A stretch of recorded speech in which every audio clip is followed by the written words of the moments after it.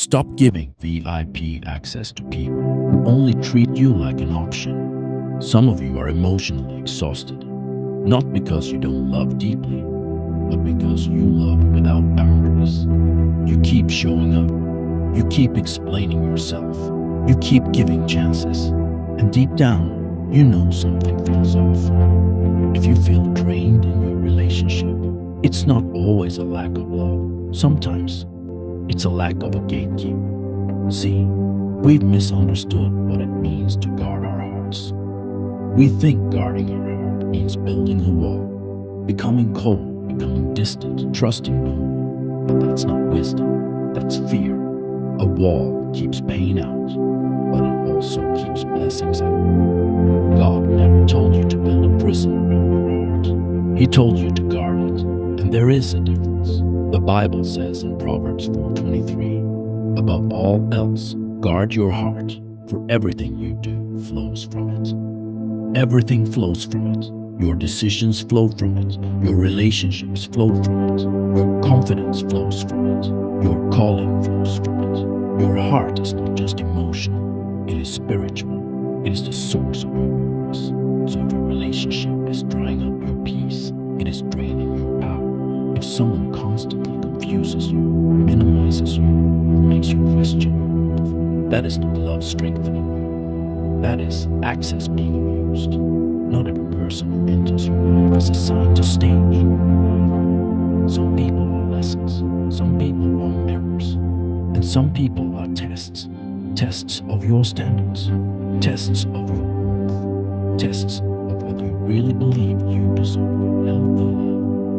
In this season, the enemy is not always trying to break your heart dramatically. Sometimes he's subtle. Sometimes he just wants to waste your time. He knows if he can't destroy your destiny, he can distract you from it. He knows if he can't make you quit, he can keep you confused. And confusion is expensive.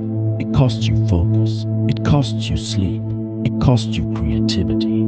It costs you peace. And peace is not a small thing.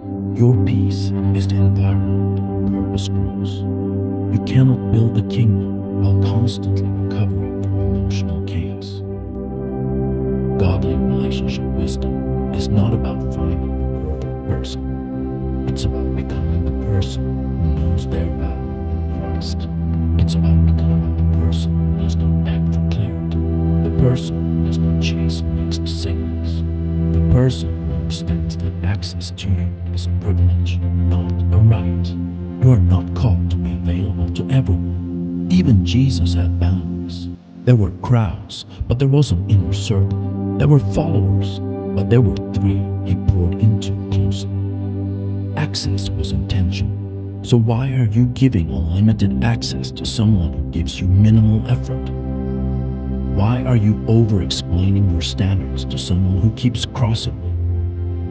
Why are you negotiating your peace just to avoid being alone? Let me tell you something powerful. Being alone is not the same as being abandoned, and being single is not the same as being behind. Do not be afraid of the waiting season. The waiting season is not punishment, it is preparation. God would rather have you single and focused and coupled and confused. He would rather refine your discernment than rush you into dysfunction. Because when you are whole, you will not entertain what once entertained you. You will not tolerate what once tempted you. You will not chase what once excited you. You will recognize peace, and you will protect it.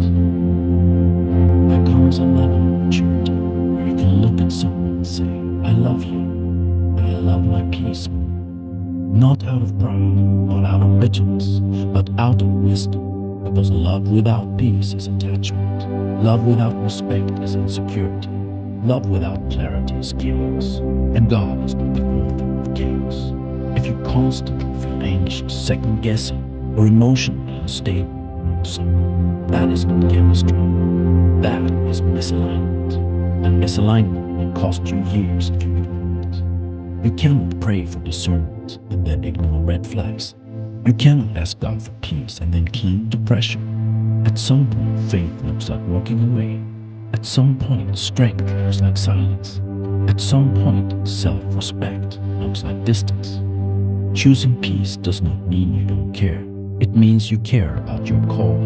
It means you understand that your emotional energy is sacred, and sacred things require protection. So in this season, stop auditioning for roles that God never wrote for you. Stop shrinking so someone else can feel comfortable. Stop overgiving to prove your worth. You do not have to convince the right person to choose you. The right person will recognize your value without negotiation. Until then, guard your heart, not with words, but with wisdom, not with fear, but with discernment. Choose peace over pressure. Choose clarity over confusion. Choose purpose over panic. And trust that what is meant for you never to yourself. I